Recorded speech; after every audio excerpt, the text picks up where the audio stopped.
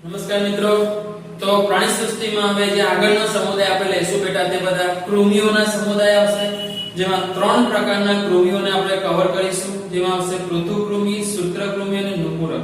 નુપુરકમાં જેમ તમને જણાવ્યું હતું, ખંડતાનો ગુણધર્મ ધરાવતા હોવાને કારણે તેઓ ખાસ પ્રકારના કૃમિ જેવા પ્રાણી સમુદાયમાં મૂકી દેવામાં આવ્યા, પણ ત્રણ અલ્ટિમેટલી કૃમિ જેવા પ્રાણીઓમાં સમાવેશ પામે છે અને એમાં આપણે શરૂઆત કરીશું પ્રથમ પૃથુકૃમિથી.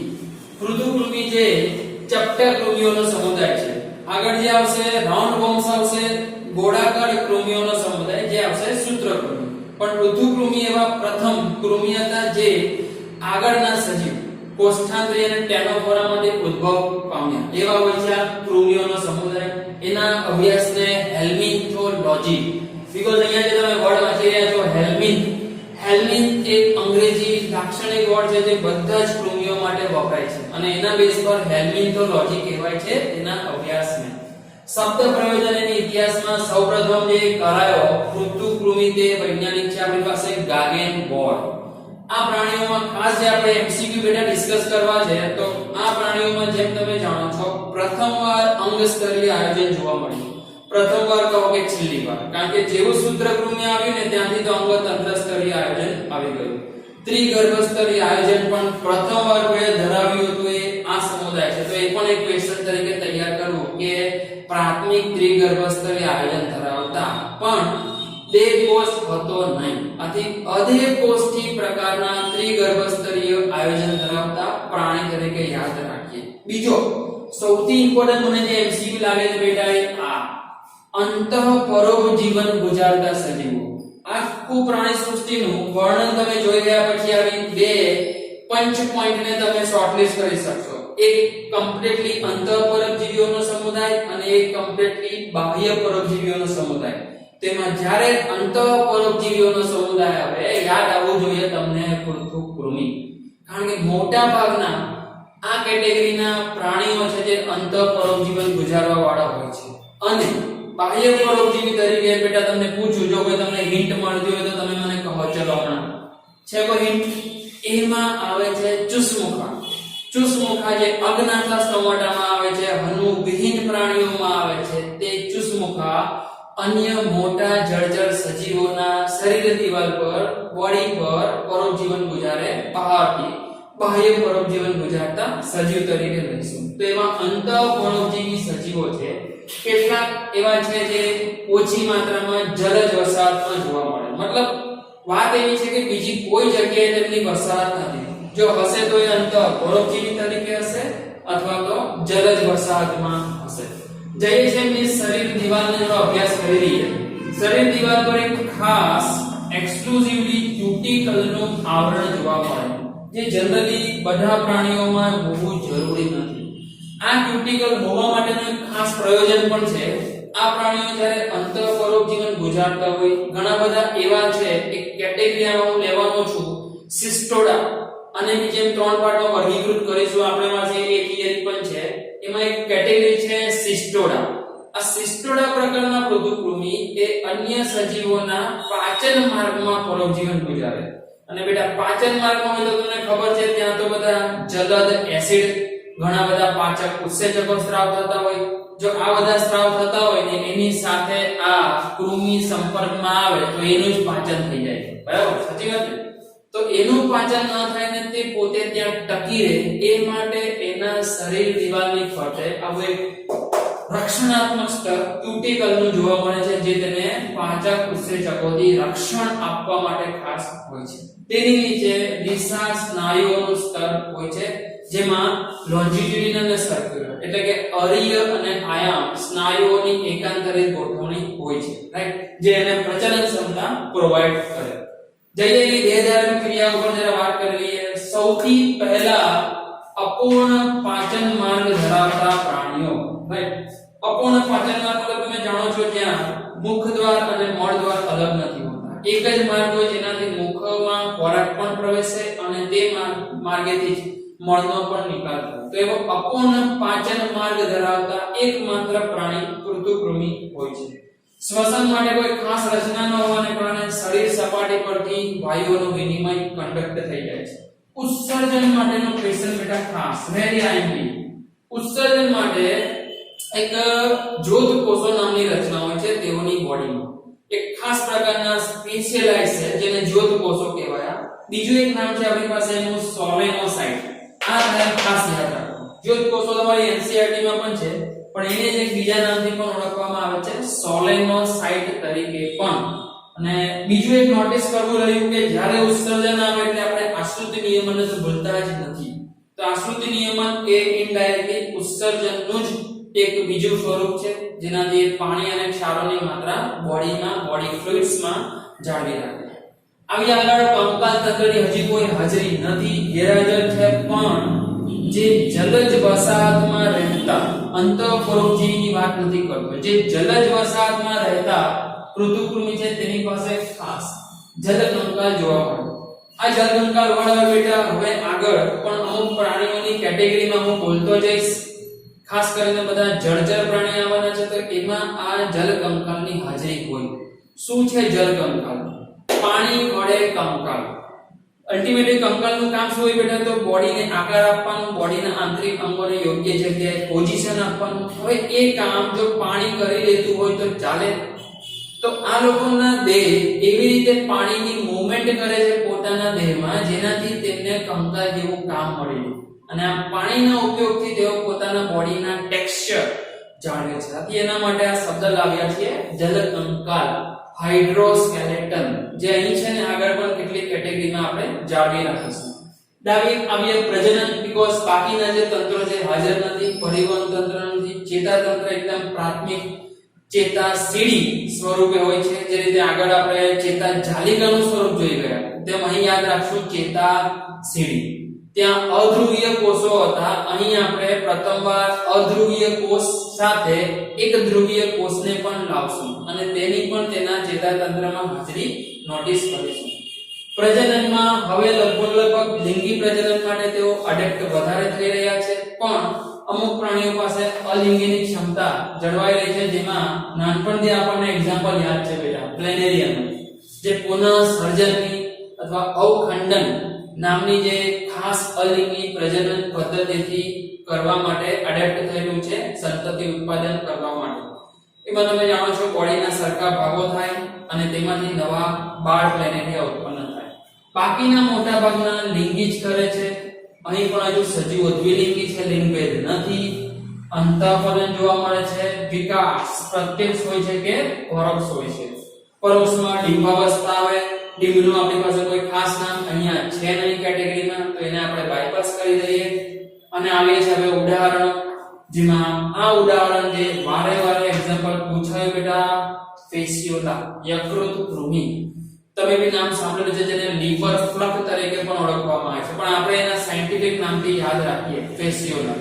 જે ખાસ કરીને ઘેટા અને બકરા જેવા જે પશુઓ છે તેઓના યકૃતની પિત્ત નલિકાઓ જેની અંદર પિત્તરસ ભરેલો હોય તેમાં તેઓ પરોપજીવન ગુજારતા હોય છે. અને બીજું એક ડુગેસિયા, જે પણ બહુ ઇમ્પોર્ટન્ટ એક્ઝામ્પલ છે, જે પ્લેનેરિયાનું વૈજ્ઞાનિક નામ છે. અને એક બેટા ખાસ નોટિસ કરીશું, મોટા ભાગના પ્રાણીઓ આ કેટેગરીના અંતઃપરોપજીવી છે પણ પ્લેનેરિયા નથી. પ્લેનેરિયા મીઠા પાણીમાં વસતો જલજ વસવાટ દર્શાવતો એક પૃથુકૃમિ તરીકે યાદ રાખીએ, જેનું સાયન્ટિફિક નામ પણ નથી બોલવાનું, ડુગેસિયા. તો આટલા એના જનરલ લક્ષણો જોઈ ગયા પછી આવીએ છીએ કમ્પ્લીટલી એક નવા ટોપિક પર, જે નીટ માટે આપણે થોડું આગળ જઈને તૈયાર કરવું છે કે પૃથુકૃમિના ફર્ધર વર્ગીકરણ કયા. જેમ આપણે ક્વેશ્ચન 3 માં જોઈ ગયા હતા હાઇડ્રોઝોઆ, સ્કિફોઝોઆ, એન્થોઝોઆ, તેમ પૃથુકૃમિને પણ તેના ચોક્કસ વસાહતી લક્ષણોને ધ્યાનમાં લઈને 3 કેટેગરીમાં વર્ગીકૃત કરાયું છે. એમાં તમે જોઈ શકો છો ટર્બે કોરા, બીજું છે ટ્રિમેટોડા અને ત્રીજું છે સિસ્ટોડા. તો બહુ ખાસ નામ છે, થોડા યાદ રાખવામાં તમને વાર લાગશે, પણ લખીને વાંચવાનું બેટા બેસ્ટ ઉપાય આપણી સાયન્સની તૈયારીનો, એન્ટ્રન્સ એક્ઝામની તૈયારીનો. એ પ્રેક્ટિસ ફોલો કરશે તો યાદ નહીં રહે એવું નહીં બને. અને ખાસ તો કદાચ તમને એ વર્ડ ઇમિડિયેટલી હું પૂછું કે કોઈ બીજું પૂછે યાદ ભલે ન આવે, પણ જે રીતે મેં તમને શીખવાડ્યું છે એ રીતે વાંચન જો કર્યું હશે તો જેવો સામે ક્વેશ્ચનમાં જોશો તમે ઓપ્શન તરત તમારા દિમાગમાં લાઈટ થઈ જશે કે ભાઈ આનો આન્સર તો આ જ છે, બરાબર. તો ત્રણ કેટેગરીમાં ટર્બેકોરા, જેમાં ખાસ જલજ વસવાટ ધરાવતા પૃથુકૃમિ લેવાનું, એમાંનું કોઈ પરોપજીવી નથી. તો જલજ વસવાટ ધરાવતા ટર્બેકોરામાં લેવાના છે, જેનો એક્ઝામ્પલ પ્લેનેરિયા લઈ શકાય. ટ્રિમેટોડા જે છે તે અંતઃપરોપજીવી ગુજારતા હોય, જેમાં આપણે યકૃતકૃમિ લઈ શકીએ. અહીંયા યકૃતમાં ગુજારી રહ્યું છે. ત્રીજી કેટેગરી સિસ્ટોડા, એ પણ અંતઃપરોપજીવી છે, પણ પરોપજીવીમાં ખાસ કઈ જગ્યાએ પરોપજીવી, તો તે પાચન માર્ગમાં આંતરડામાં પરોપજીવન ગુજારે. આથી આંતરપરોપજીવી તરીકે એમને લીધા અને અલગ કર્યા છે. જેમાં ખાસ એક્ઝામ્પલ આપણી પાસે છે ટેનિયા, જે આ જૂથનું એકદમ લાક્ષણિક પ્રાણી બેટા જેને કહેવાય પટ્ટી કૃમિ, એકદમ ગુજરાતીમાં એને કીધું છે ટેનિયા. ઓકે, બીજું એક એક્ઝામ્પલ છે આપણી પાસે એચિનોકોકસ. શું છે? એચિનોકોકસ, જેને ડોગ ટેપવોર્મ કહેવામાં આવે છે, જે જનરલી કૂતરા જેવા જે પ્રાણીઓ છે તેના પાચન માર્ગમાં પરોપજીવન ગુજારે છે, એવું એચિનોકોકસ. તો આ ત્રણ અલગ અલગ કેટેગરી પણ યાદ રાખીએ અને આ સિવાયના જનરલ લક્ષણો પણ યાદ રાખીએ. અને જોઈશું હવે બેટા નેક્સ્ટ કૃમિઓનો સમુદાય સૂત્રકૃમિ.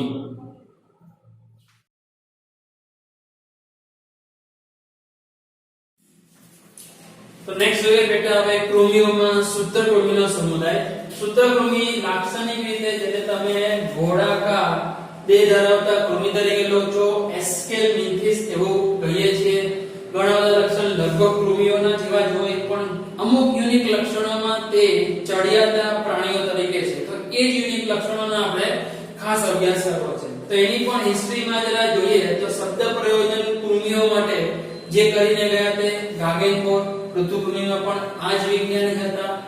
પ્રાથમિક રીતે અંગતંત્ર સ્તરીય આયોજન, જે પ્રાથમિક રીતે આની પહેલા અંગ સ્તરીય આયોજન હતું, પણ સૌપ્રથમ પ્રાણી સૃષ્ટિમાં અંગતંત્ર સ્તરીય આયોજન કોઈએ દર્શાવ્યું હોય તો એ સજીવો હતા.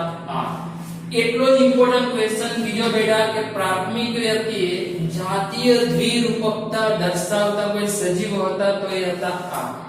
અહીંથી લિંગભેદ જોવા મળ્યો હતો. નર દેહ અને માદા દેહ સેપરેટ જોવા મળ્યા હતા, અને એમાં પણ માદા દેહની લંબાઈ અને નર દેહની લંબાઈમાં ઘણો બધો ફરક.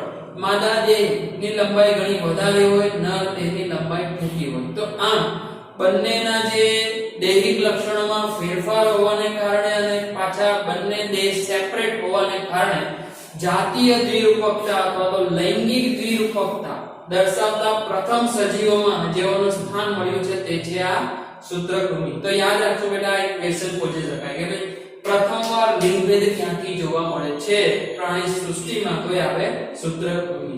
બીજું એક યાદ રાખવાનું છે કે ભાઈ ત્રિગર્ભસ્તરીય આયોજન આની અંદર પણ છે, પણ કુટ દેહકોષને જોવા મળે.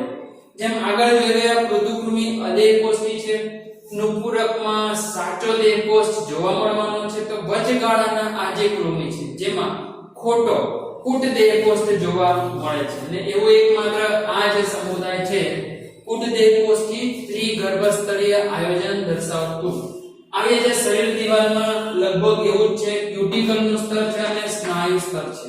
બીકોઝ આ કેટેગરીના પણ પ્રાણીઓમાં એવું છે કે કેટલાક પરોપજીવી હોય છે, કેટલાક મુક્તજીવી પણ હોય છે. જે મુક્તજીવી છે તેઓ જલજ વસાહતમાં અથવા તો સ્થલજ વસાહતમાં જોવા મળતા હોય છે. તો ખાસ કરીને જે પરોપજીવી હશે તેઓને આ ક્યુટિકલનું સિગ્નિફિકન્સ હોય, તો તેઓના દેહની દિવાલ જે છે ત્યાં જ ક્યુટિકલ જોવા મળશે, બાકીનામાં કદાચ એની હાજરી નહીં હોય. દેહધર્મી કાર્યો પણ જોઈએ તો પ્રથમવાર સંપૂર્ણ પાચન માર્ગ અહીંથી જોવા મળશે. મળદ્વાર અને મુખદ્વારની મોજૂદગી અલગ અલગ. રાઈટ. ઉત્સર્જન માટે ખાસ રચના આઈએમપી ક્વેશ્ચન છે બેટા, આ યુનિક લક્ષણ છે યાદ રાખજો કે ઉત્સર્ગ નલિકા ધરાવે છે, એસ્ક્રિટરી ડક્ટ ધરાવે છે. તો સિમ્પલ એની જે દેહ રચના છે, તમે કહો ભાઈ ગોળાકાર કૃમિ છે, આકારમાં એના ગોળ હશે તેવો વલય ધરાવતા હશે, તેને શરીરની પેરેલલ સમાંતરે આવું H આકારનું એક સળંગ કોષોની એક રેખા જોવા મળે છે, H આકારની સીડી જેવી રચના, અને તેમાં જે કોષો હોય છે તેનું નામ છે રેનેટ કોષો. તો આ બેટા કો આઈએમપી ક્વેશ્ચન છે મારા હિસાબે યાદ રાખશું. તો આના ઉત્સર્જન તંત્રમાં જે ખાસ પ્રકારના બંધારણીય કોષો જોવા મળી રહ્યા છે, નામ છે રેનેટ કોષો. આ રેનેટ કોષોની જે ગોઠવણી છે તે H આકારની હોય છે અને તેનાથી જે કલેક્ટિવ સામૂહિક રચના બને તેને નામ આપવું આપણે ઉત્સર્જન નલિકા. ઓકે, તો આ ખાસ યાદ રાખીએ. આ જ ઉત્સર્જન આશ્રુતિ નિયમન માટે પણ કોન્ટ્રીબ્યુટ કરશે, જેમ આગળ આપણે વાત કરતા આવ્યા છીએ એ રીતે. તો યાદ રાખો રેનેટ કોષો. ચેતાતંત્ર લગભગ પૃથુકૃમિ જેવું છે. ચેતાસીડી જોવા મળે છે, જેમાં એક ધ્રુવીય ચેતાકોષોની પણ હાજરી દર્શાવીશું. અધ્રુવીય તો છે, જેમ આગળ આપણે ચેતા જાલિકામાં ડિસ્કસ કરી ગયા, પણ હવે જેમ જટિલતા તરફ જઈ રહ્યા છે તો એક ધ્રુવીય ચેતાકોષો પણ જોવા મળી શકે. શું હોય બેટા એક ધ્રુવીયમાં? તમને યાદ છે ને, જેમાં એક જ ચેતાતંતુ દુભવેલો હોય, જે શિખાતંતુ તરીકે પણ એક્ટ કરે અને અક્ષતંતુ તરીકે પણ એક્ટ કરે. રાઈટ. પ્રજનન માટે જેમ વાત કરી, લિંગી જ પ્રજનન દર્શાવે. અહીં કોઈ અલિંગી પ્રજનનનું પ્રોવિઝન નથી, પદ્ધતિ જોવા મળતી નથી. એક લિંગી છે, કારણ કે હવે લૈંગિક વિરૂપકતા આવી ગઈ છે. નરદેહ માદાદેહ અલગ હશે. પ્રજનનની ક્રિયા, સંવર્ધનની ક્રિયા થશે, અંતઃફલન થશે અને વિકાસ પ્રત્યક્ષ પ્રકારનો હોય છે. ડિંબાવસ્થા જોવા મળતી નથી. તો એટલા ખાસ લક્ષણો આપણે એમસીક્યુ પોઈન્ટ ઓફ વ્યૂ અહીંયા તૈયાર કરવાના છે. ખાસ ક્વેશ્ચન એક ઉત્સર્જન માટે યાદ રાખવું. ચેતાતંત્રનું પણ યાદ રાખી શકાય, જે ચેતા સીડી સ્વરૂપે તેનું ઉત્સર્જન છે. કુટદેહ કોષ, લૈંગિક વિરૂપકતા, આટલા ખાસ પોઈન્ટ. હવે જો ઉદાહરણોમાં બેટા જે લાક્ષણિક આપણો ગોળ કૃમિ છે, જેને આપણે નામ આપ્યું છે એસ્કેરિસ, જે સૌથી લાક્ષણિક પ્રાણી છે આ સમુદાયનું. બીજું છે એન્ટેરોબિયસ. એન્ટેરોબિયસ જે પિન બોમ્બ તરીકે ઓળખાય છે, બીકોઝ એના બોડીનો અગ્રછેડો જે પિન આકારનો છે, તીક્ષ્ણ હોય છે, જેનાથી તે અન્ય સજીવોના પાચન માર્ગમાં તેને ખોપી દે છે અને ત્યાં પરોપજીવન ગુજારે. તો એક પરોપજીવી પ્રકારના સૂત્રકૃમિનું ઉદાહરણ છે. સિમિલરલી એક બીજું હૂકવર્મ હોય છે, જેના આગળ ખૂબ જેવી રચના હોય, જેનાથી તે પાચન માર્ગમાં ચોટીને સંપર્કમાં રહે, જેનું નામ છે એન્સાઇલોસ્ટોમા. શું નામ છે બેટા? એન્સાઇલોસ્ટોમા. તો ઉદાહરણો યાદ રાખવાને આ ખાસ નામ યાદ રાખો. આના પરથી ક્વેશ્ચન પૂછાયેલા જોયા મેં. પિનવોર્મ, એન્ટેરોબિયસ, હૂકવર્મ, એન્સાઇલોસ્ટોમા અને બુચેરિયા બેનક્રોફ્ટી તો બહુ જ પોપ્યુલર છે, કદાચ તમે જાણો છો, જે હાથી પગા માટે જવાબદાર છે. ફાઇલેરિયાસિસ જે રોગ છે તેના માટે જવાબદાર છે. ફાઇલેરિયાસિસ માટેનું ફાઇલેરિયલ કૃમિ કહેવાય છે, જેમાં તે મનુષ્યની જે લસિકા વાહિનીઓ છે તેની અંદર પરોપજીવન ગુજારે. અને આ ફાઇલેરિયા રોગને આપણે ઊંડાણમાં અભ્યાસ કરવાનો છે. 12th માં ચેપ્ટર 1 આવે છે તેની અંદર. તો આખું નામ અત્યારથી યાદ રાખીએ તો કોઈ પ્રોબ્લેમ એમાં છે નહીં. બુચેરિયા બેનક્રોફ્ટી, પ્રજાતિ અને જાતિ. તો આટલા એક લાક્ષણિક ખાસ ઉદાહરણ એટલીસ્ટ તમારે યાદ રાખવાના છે આ સમુદાયમાં પિનવોર્મ, હૂકવર્મ સાથે. આગળ છે હજુ એક જે કૃમિ તરીકે વર્ગીકૃત કરવામાં આવે છે સમુદાય નુપુરક, જેનો પણ આકાર કૃમિ જેવો જ છે, પરંતુ થોડી બીજી વિશેષતાઓને લીધે એને આપણે અલગ આવું નામ આપ્યું છે. એ વિશેષતા કઈ છે તો એના પર આવવાનો જ છું હમણાં. ખંડતા. કારણ કે આખી પ્રાણી સૃષ્ટિમાં જુઓ તો ખંડતાનો ગુણધર્મ બે પાસે વિશેષ રીતે તમે વર્ણવ્યો. એક હોય છે આ સંધિપાદનું સમુદાય, જે આપણે જોઈશું, પણ તેમાં આવશે અસમખંડીય ખંડતા. અને આ જે પહેલો છે નુપુરક સમુદાય, જેમાં આવશે સમખંડીય ખંડતા, અથવા એને સમખંડતા પણ કહીએ તો કોઈ પ્રોબ્લેમ છે નહીં. તો જોઈએ એવો નુપુરક સમુદાય જેનું શબ્દ પ્રયોજન સૌપ્રથમ લેમાર. અહીં બેટા જીન લેમાર છે, જેને બાયોલોજી શબ્દ આપણને આપ્યો હતો. જેમ પ્રથમ લેક્ચર મારો તમે જોયો હતો ત્યાં એના વિશે આપણે વર્ણન કર્યું હતું. ભાઈ 1902 માં પ્રથમવાર બાયોલોજી શબ્દનું પ્રયોજન જીન લેમાર અને બીજા હતા ટ્રે વાયલેન્સ દ્વારા થયું. તો એક લેમાર કે નુપુરક શબ્દ પ્રયોજન કર્યું છે. પ્રાથમિક રીતે ખંડતા ધરાવતા ખંડતા માટે એક શબ્દ છે આપણી પાસે મેટામેરિઝમ. આગળ પણ યાદ રાખો કીધું હતું, ત્રણ મેટા વાળા શબ્દ લઈને આવ્યો છું તમારી આગળ ને. એક હતું મેટાજેનેસિસ, એક આવી ગયું મેટામોર્ફોસિસ, અને હવે આવ્યું છે મેટામેરિઝમ. શું છે આગળના બે બેટા પૂછશો નહીં, આપણે ઘણી બધી વાર એના પર ડિસ્કશન થઈ ગયું છે. કદાચ તમને યાદ હોવું જોઈએ છે ને યાર? હા, યાદ હોવું જોઈએ હો.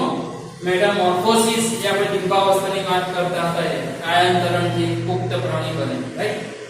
અહીં આવ્યું છે મેટામેરિઝમ, કે આખો જે બોડી છે, આખો જે દેહ છે તેને સરખા ખંડોમાં ડિવાઈડ કરી શકાય એવો આ એક દેહ મેટામેરિઝમ દર્શાવે છે. અને જેટલા ખંડો એના પડતા હોય તેના માટે શબ્દ છે આપણી પાસે મેટામિયર કહેવાય, સોમાઇટ કહેવાય. જેમ તમારી પાસે અર્થવોર્મ અળસિયાનો એક આંકડો છે કે એના દેહના 108 થી 120 ખંડો હોય, તો એવું કહી દઉં કે 108 મેટામિયર છે, 108 સોમાઇટ ધરાવે છે, અને બધા સરખા હોય, જેના બેઝ પર હું સમખંડતા એવો વર્ડ આપી રહ્યો છું.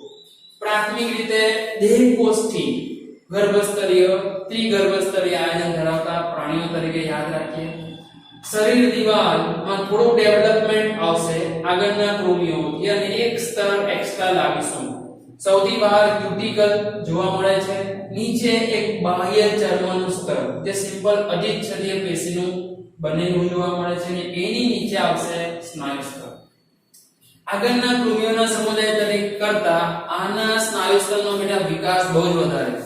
જે ઓલ્ટરનેટલી અરેન્જ ત્રાંસા અને આયામ સ્નાયુઓ છે, આયામ અને વર્તુળી સ્નાયુઓ, તેઓના કાર્યના આધારે તેઓના શરીરના ઘણા બધા દેહધાર્મિક કાર્યો સંપન્ન થાય છે. તેનાથી તે પ્રજનન પણ કરે છે, તેનાથી તે મુખમાં ખોરાક ગ્રહણ પણ કરે છે, અને ઇવન બોડીમાં પ્રચલન સાથોસાથ પ્રજનનની જે પ્રોસેસ છે તે સમયે જે જનન કોષોની અંદર મૂવમેન્ટ છે, અંતઃફલન થવા માટે તે પણ આ શરીર દિવાલના સ્નાયુઓના સંકોચન શિથિલનને આભારી છે.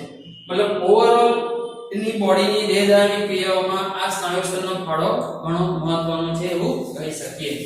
તો આમ 3 સ્તર છે. સ્નાયુ સ્તર થોડું વધુ વિકસિત હશે. દેહધાર્મિક કાર્યો પર નજર કરીએ તો પાચનમાં પ્રાથમિક રીતે પાચક ગ્રંથિઓ અહીંથી જોવા મળશે. સંપૂર્ણ પાચન માર્ગ તો આપણે લઈ લીધો છે સૂત્રકૃમિથી, તો હવે આ પાચન માર્ગમાં પાચક ગ્રંથિઓ પણ જોવા મળે.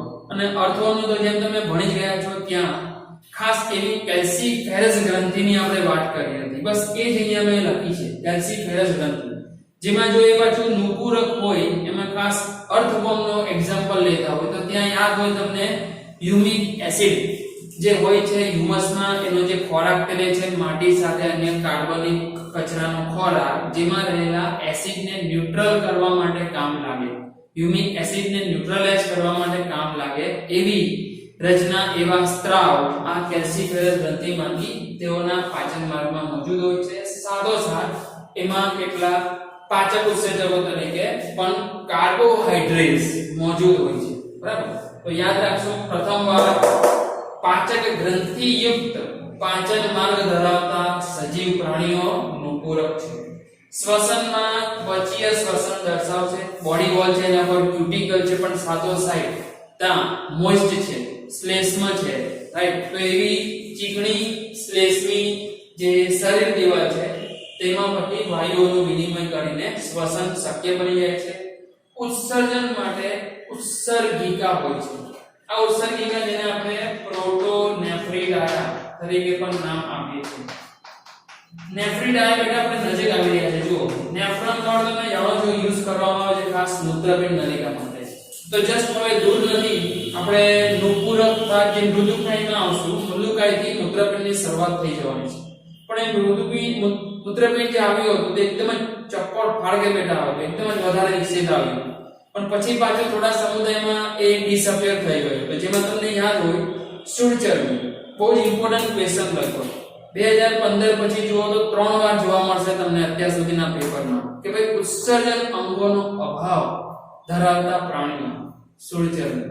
હવે મૃદુકાયમાં આવ્યું ને પછી સુળચરમીમાં ડિસઅપિયર, ને પછી પાછું એના મેરુદંડીનો જે આપણો છેલ્લો સમુદાય આવશે તેના પછી તે જોવા મળે. પણ પછી એ સ્ટેપ બાય સ્ટેપ જોવા મળ્યું, પ્રોટોનેફ્રિક, મેસોનેફ્રિક અને મેટાનેફ્રિક.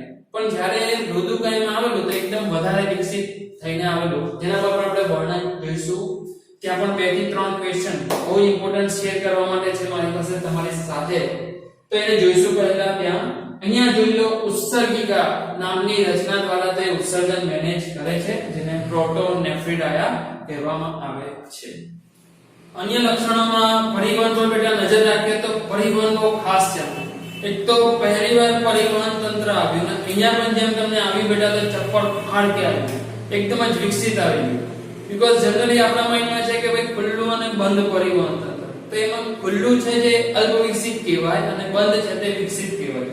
તો જ્યારે પહેલીવાર આવે તો સામાન્ય લક્ષણો જેમ આગળ જતા હોય એ પ્રમાણે બંધ આવવું ન જોઈએ, ખુલ્લું આવવું જોઈએ અને ત્યારબાદ બંધ આવવું જોઈએ. પણ અહીં નોકરથી આવ્યું તો એકદમ જ ચપ્પડ ફાડ કે આવ્યું, બંધ પ્રકારનો આવ્યું બેટા. તો ખાસ પહેલીવાર પ્રાથમિક રીતે બંધ પ્રકારનું પરિવહન તંત્ર નુપુરકમાં જોવા મળ્યું. સાથોસાથ પ્રાથમિક રીતે હૃદયધારી પ્રાણી, જો તમને કોઈ ક્વેશ્ચનમાં પૂછે તો એમાં પણ લખવાનું છે નુપુરક. નો ડાઉટ કે હૃદય એકદમ વિકસિત કક્ષાનું ન હતું, પણ એટલીસ્ટ પમ્પિંગ કરવા માટે હૃદય જેવી જે રચના ની જરૂર પડે પરિવહન તંત્રમાં તે અહીં હતી. અને એક્ચ્યુઅલી તેમાં શું હતું તો મોટા કદની રુધિર વાહિનીઓ હૃદય તરીકે વર્તતી હોય છે અને એ જે રુધિર વાહિનીઓ છે તેને જ આપણે હૃદયસમ રચના માની લીધી છે, પમ્પિંગ કરતી રચના તરીકે ધ્યાનમાં લીધું છે. તો આથી આ કહી શકીએ કે ભાઈ પ્રાથમિક રીતે હૃદય ધરાવતા પ્રાણી સમુદાય કયા, તો આવશે આન્સર નુપુરક. સાથોસાથ પ્રાથમિક રીતે સૌપ્રથમ શ્વસન રંજક દ્રવ્ય તરીકે હિમોગ્લોબિન જે યુનિવર્સલ રંજક દ્રવ્ય છે તેની હાજરી પણ જોવા મળી તેઓના પરિવહન તંત્રમાં. પણ ખાસ વસ્તુ એ છે કે તે હિમોગ્લોબિન એવા સારા એવા રુધિર કોષોનો અભાવ હોવાને કારણે કોઈ કોષોમાં ન જોવા મળતા ક્યાં જોવા મળે, રુધિર રસમાં દ્રાવ્ય સ્વરૂપે. તો અહીંયા આપણા કમ્પેરિઝન વાળા ક્વેશ્ચન પૂછાય છે. જેમ આપણી અંદર જોઈએ આગળ તો ખાસ કરીને જે આરબીસી હોય છે, રક્ત કણ હોય છે, તેની અંદર હિમોગ્લોબિનની હાજરી જોવા મળે, પરંતુ અહીં હિમોગ્લોબિન રુધિર રસમાં દ્રાવ્ય સ્વરૂપે જોવા મળે છે. અને બીજું એક ખાસ ઉદાહરણ આપણી પાસે છે, એક સેબેલા નામનું પ્રાણી છે નુપુરકનું, જેમાં શ્વસન રંજક દ્રવ્ય તરીકે એક અલગ ઘટક મોજૂદ છે જેનું આપણે નામ યાદ રાખીએ એના પ્રાણીના નામ સાથે, જે છે ક્લોરોક્રુઓરિન. શું નામ છે બેટા? રિપીટ કરું છું, ક્લોરોક્રુઓરિન. તો આટલું પરિવહન તંત્ર એક ખાસ ડિસ્કસ કરવા જેવું લાગે છે, અહીંયા યાદ રાખવા જેવું લાગે છે. નુપુરકમાં યાદ રાખશું આપણે ખાસ. બંધ પ્રકારનું છે, પ્રાથમિક રીતે હૃદયધારી છે, પ્રાથમિક રીતે હિમોગ્લોબિન ધરાવે છે પણ હિમોગ્લોબિન કોષમાં ન હોતા રુધિર રસમાં દ્રાવ્ય છે, અને સેબેલા નામનું એક પ્રાણી HB ન ધરાવતા ક્લોરોક્રુઓરિન નામનું શ્વસન રંજક દ્રવ્ય ધરાવે છે. કંકાતંત્રમાં કંકાતંત્ર હજુ પણ ગેરહાજર છે, પણ જેમ આગળ વાત કરી ગયા જલજ પ્રાણીઓમાં જલકંકા જોવા મળી શકે. ચેતાતંત્ર વિકસિત કક્ષાનું આવ્યું, વક્ષ ચેતારજ્જુ જોવા મળે છે અને એમાં પાછા ચેતાકંદોની પણ હાજરી. તો આ બે વસ્તુ અહીંયા નોટિસ કરવાની છે. આની પહેલા આપણે જોઈ ગયા ચેતા જાલિકા, ચેતા સોપાન, ચેતા સીડી. પણ હવે તમે જોઈ રહ્યા છો આખી ચેતારજ્જુ આવે છે, જે બોડીની વક્ષ બાજુએ લોકેટેડ હોય છે, સિચ્યુએટેડ હોય છે. જે તમે જાણો છો મેરુદંડથી પછી શરીરની પૃષ્ઠ બાજુએ શિફ્ટ થઈ જાય, પણ અહીં તે વક્ષ બાજુએ જોવા મળે. એક હારવાળા ચેતાકોષોની જોવા મળે છે. અને અહીં જ્યારે તમે ચેતાકોષોની વાત કરશો તો બહુધ્રુવીય ચેતાકોષોની હાજરી હશે. મતલબ હવે તમે જોવો છો વિકાસ આગળ વધી રહ્યો છે, બહુધ્રુવીય કેટેગરીના કક્ષાના ચેતાકોષો પણ અહીં હાજર હશે. ઉપરથી ગેંગ્લિયોન પણ જોવા મળે, વચ્ચે વચ્ચે ચેતાકંદો પણ જોવા મળે, અને એ ચેતાકંદો સાથે ની ચેતારજ્જુ અહીં વિકસિત થયેલી હોય છે. તો એ પણ ખાસ નુપુરકથી એક બહુ જ અગત્યનું વિશેષ લક્ષણ આવ્યું છે, એમ યાદ રાખી શકીએ. ચેતાકંદયુક્ત વક્ષ બાજુએ લોકેટેડ ચેતારજ્જુ જે બહુધ્રુવીય ચેતાકોષોની બનેલી હોય છે. કંકાતંત્રમાં આગળ જે ડિસ્કસ કરી ગયા બેટા એમાં જે એક ટોપિક ડિસ્કસ કરવાનો છે કે પ્રચલન માટે ખાસ પ્રાણીઓ પાસે કેટલીક રચના જોવા મળે છે. એમાં જોઈએ સ્થલજ હોય, સ્થલજ પ્રાણીઓ પાસે વજ્ર કેશો જોવા મળે જે કાઇટિન યુક્ત રચના હોય છે, અને જે જલજ નુપુરક કોઈ હશે તો એની પાસે અભિચરણ પાદ જોવા મળે છે. અને આવી વિશેષ રચનાઓ દ્વારા તેઓનું પ્રચલન અને હલનચલનનું કામ આસાન થઈ જતું હોય છે. જઈએ છેલ્લી દેહધારી ક્રિયા પ્રજનનમાં. અહીં કોઈ અલિંગી પ્રજનનની પદ્ધતિ નથી જોવા મળતી, લિંગી જ દર્શાવે. પણ ખાસ મેટર એ છે કે આનાથી આગલું જે જૂથ હતું જ્યાંથી લૈંગિક દ્વિરૂપકતા જો આવી ગઈ હોય તો હવે તે જળવાઈ રહેવી જોઈએ. પરંતુ આ એક સમુદાયમાં એવું જોવા મળ્યું કે કેટલાક પ્રાણીઓ દ્વિલિંગી પણ રહ્યા અને મોટા ભાગના પાછા એકલિંગી પણ છે. પણ અહીં બંને પ્રકારના પ્રાણીઓ હોવા એ આશ્ચર્યચકિત વાત છે. તો આપણે એ રીતે ડિસ્કશનમાં લઈએ કે ભાઈ કેટલાક દ્વિલિંગી પણ છે અને કેટલાક એકલિંગી છે અને એમાં આપણું અળસ્ય પણ આવી ગયું. પણ છતાં આ પ્રાણીઓ કે ભાઈ અમારી સાથે આવો અન્યાય કેમ? અમારા આગળના સમુદાયને તમે એકલિંગી બનાવ્યા અને અમને દ્વિલિંગી. તો એ લોકોએ પછી ભગવાન સામેનો અનશન પર ઉતરી ગયા. આવું ન ચાલે, અમારી ડિમાન્ડ પૂરી કરો, અમારી માંગે પૂરી કરો. તો ભગવાને પછી વરદાન આપી દીધું, જા તું પણ પછી પરફલન કર અને પરફલન સ્વરૂપે સમજી લે કે તું શું છે, એકલિંગી સજીવ છે અને લિંગી પ્રજનનની મજા લે. કારણ કે જો અત્યાર સુધી શું હતું, દ્વિલિંગી હોય પ્રાણી તો એક જ દેહમાં નરજન્યુ માદાજન્યુનું અંદર ફલન થઈ જાય જેને કહેવાય અંતઃફલન, સ્વફલન. પણ આ બે પ્રાણીઓ તમે જાણો છો કે બંને પ્રજનન માર્ગો ધરાવતા હોવા છતાં અલગ અલગ પ્રાણીઓ સાથે સહવાસ કરે. બે પ્રાણીઓ લિંગી પ્રજનનમાં જેમ સહવાસની પ્રોસેસ કરે છે એ કરે, પણ એમાં ખાસ રીતે એમને સહવાસ કરવો પડે. જેના માટે તમે ભણી ગયા જક્સ્ટાપોઝિંગ વર્ડ, કદાચ તમને ખબર હશે. જક્સ્ટાપોઝિંગ નામની એક અવસ્થા ધારણ કરે છે જેમાં એક અર્થફોર્મ અથવા તો એક જે નુપુરક હોય છે અને બીજું નુપુરક, તો એક નુપુરકનું જે નર જન્યુ છે એ નર જન્યુ બીજા નુપુરકના ખાસ કરીને શુક્ર સંગ્રહાશયની સામે ગોઠવાય અને એકદમ ઉલટું બીજા પ્રાણી માટે હોય કે તેના નર જન્યુની જે પ્રવેશ છે તે બીજા અન્ય જે પ્રાણી છે અર્થફોર્મ અથવા નુપુરક તેના શુક્ર સંગ્રહાશય સામે એક્ઝેક્ટલી બંધ બેસે તે રીતે સહવાસની પોઝિશન લે. અને આ સહવાસની જે પોઝિશન છે એને સરસ વર્ડ આપ્યો છે આપણે જક્સ્ટાપોઝિંગ કહીએ છીએ. શું કહીએ છીએ બેટા? જક્સ્ટાપોઝિંગ. અને તમારે તમારા બાયોલોજીની જે એનસીઈઆરટી બુક છે તેના મુખ પૃષ્ઠ પર આપેલી છે અર્થફોર્મની ડાયાગ્રામ, જેમાં જક્સ્ટાપોઝિંગ બતાવવા પ્રયાસ કરેલો છે. જેમાં એકનો મુખ બીજાના મળદ્વાર સામે હોય છે અને સિમિલરલી બીજાનું જે મુખદ્વાર છે તે અન્ય પ્રાણીના મળદ્વાર તરફ ગોઠવાય છે. અને આ રીતે જે પોઝિશન તેઓ લે છે પ્રજનનની પ્રોસેસમાં સહવાસ દરમિયાન તેને કહેવાય જક્સ્ટાપોઝિંગ. પણ વાત ઇન શોર્ટ એવી છે કે પરફલન દર્શાવશે. પરફલન થયા બાદ એક્ચ્યુઅલી તો થાય છે અંતઃફલન, શરીરના જે તે દેહમાં જ ફલન થાય છે. વિકાસ પ્રત્યક્ષ અને પરોક્ષ બંને પ્રકારે પોસિબલ છે. પરોક્ષ આવશે, મેટામોર્ફોસિસ થશે, તો ડીંબનું નામ યાદ રાખવું રહ્યું. એ નામ યાદ રાખીએ, ટ્રોકોફોર. શું છે? ટ્રોકોફોર નામના ડીંબ જોવા મળે છે. તો અહીં આપણે લગભગ એના તમામ ઇમ્પોર્ટન્ટ દેહધાર્મિક લક્ષણો જોઈ ગયા, જેમાંથી એમસીક્યુ પૂછી શકાય. તો હવે આપણને ન આવડે એવું ન બનવું જોઈએ બેટા. ઓકે, જઈએ ચોક્કસ લાક્ષણિક ઉદાહરણોમાં. ફેરિટીમાં બહુ જ આપણું ટિપિકલ છે અળસિયું, ફેરિટીમાં પોસ્ટ્યુમા. લુમ્બ્રિકસ જે યુરોપિયન અળસિયાનું સાયન્ટિફિક નામ છે, યુરોપિયન અર્થવોર્મ પણ જેને કહેવાય છે. હિરુડિનારિયા જળો.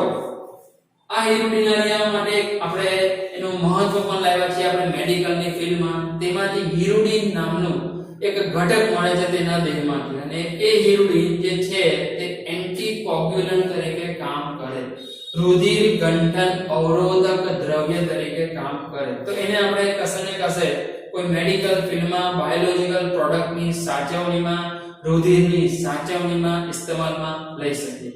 તમે જ્યારે જોયું હશે બેટા કે જ્યારે રુધિર બહાર નીકળે તો એ ગંઠાઈ જાય, શરીરની અંદર હોય ભરતું હોય ત્યાં સુધી એ ગંઠાતું નથી, કારણ કે સતત પરિવહનમાં રહે છે અને પાછા એની અંદર આવા એન્ટીકોગ્યુલન્ટ ઘટક છે આપણા બ્લડમાં, આપણો હિપેરિન હોય છે જેમ. એ રીતે જ્યારે આ રુધિરને તમે કોઈ ગ્લાસમાં બીકરમાં ભરી નાખો તો એની અંદર મૂકી રાખો તો શું એમનું એમડે જામી જાય, ક્લોટ થઈ જાય.